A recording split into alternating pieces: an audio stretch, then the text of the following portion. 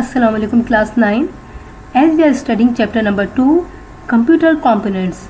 Now let's continue our chapter with the topic memory storage. Computer memory refers to the devices that are used to store data or programs on a temporary or permanent basis in computer. The memory system of the computer is one of the most important parts of the computer. CPU uses this memory system to store and read data to give output. Motherboard. A motherboard is one of the most essential parts of a computer system. It holds together many of the crucial components of a computer, including the central processing unit CPU, memory, and connectors for input and output devices. Fundamentally, there are two types of computer memory: primary memory and secondary memory. But what is primary memory and secondary memory? What are their uses and their types? And how does CPU uses these different types of memories like RAM, ROM and other storage, and also how these memories are different from each? Now let's see. There are two types of memory: primary memory and secondary memory. Let's start with primary memory. Primary storage memory plays a very big role in computer because computer can't start without primary memory. This type of memory, also called main memory of the computer. This memory is directly connected to the CPU. So CPU uses this memory directly to retrieve or store data. Primary memory has very fast speed, so accessing data from it's very easy. The main two types of primary memory is RAM and ROM, which stands for random access memory and read-only memory.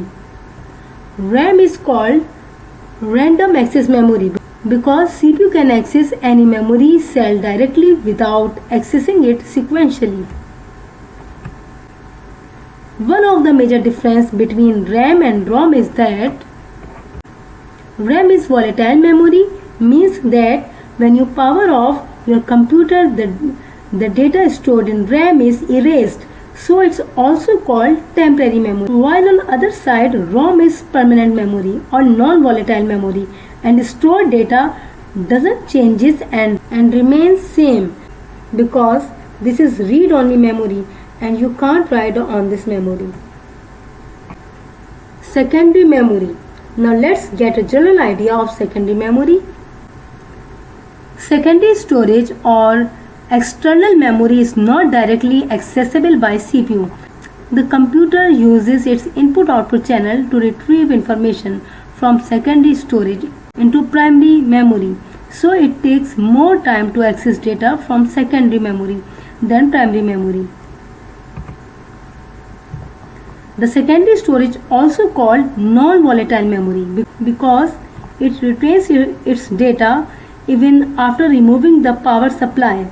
Secondary storage devices are important because they store your data permanently until it is overwritten or deleted. In computer, all of user files and data is stored in this memory. Also, secondary storage devices are very cheaper than primary memory. So usually secondary storage devices have more storage capacity than primary memory, but they are significantly slower to read or write than primary memory because they are not connected to the CPU directly. There are some examples of secondary storage devices: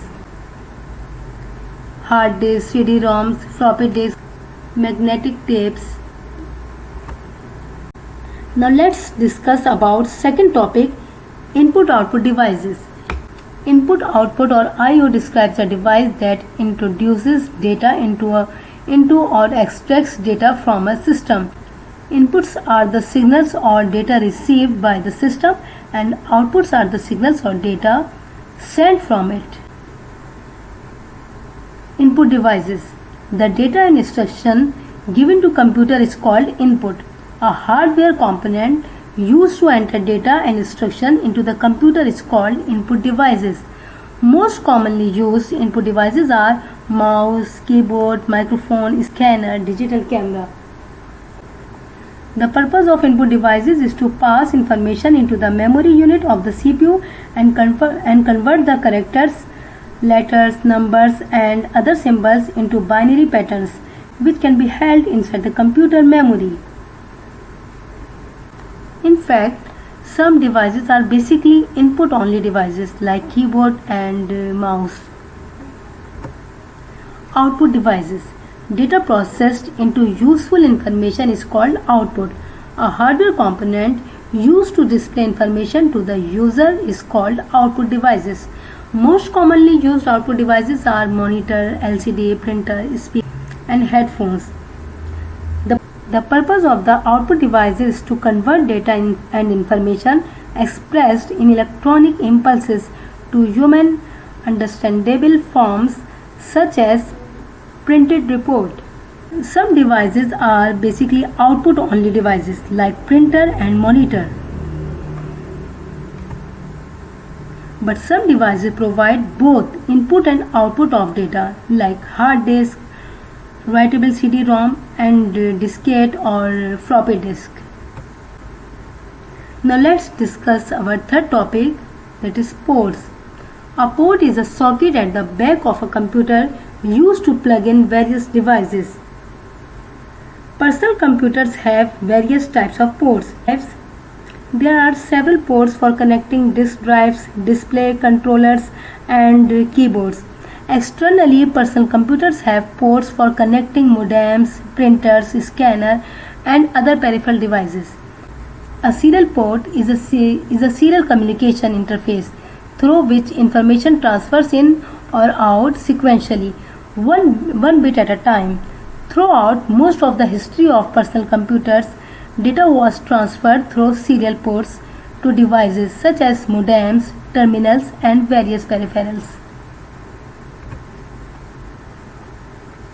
Parallel port. A parallel port is a type of interface found on computers for connecting peripherals. The name refers to the way the data is sent. Parallel ports send multiple bits of data at once, as opposed to serial communication, in which bits are sent one at a time. On PCs, the parallel port uses a 25-pin connector and is used to connect printers, computers and other devices that need relatively high bandwidth. Bandwidth means the maximum amount of data transmitted in a given amount of time.